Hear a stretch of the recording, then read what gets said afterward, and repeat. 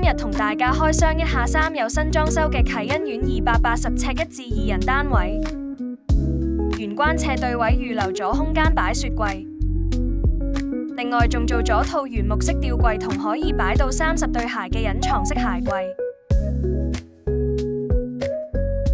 客廳用玻璃趟門間咗一間獨立房間，經典白色牆身配淺色木紋地板，磨砂趟門兩邊方向都可以打開㗎。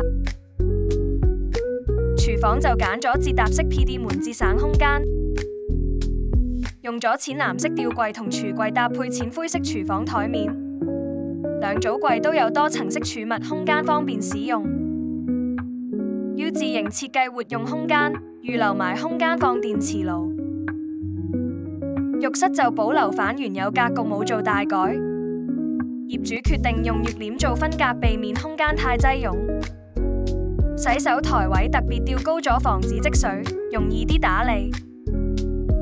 鏡櫃同隔離嘅開放架都可以收納浴室用品。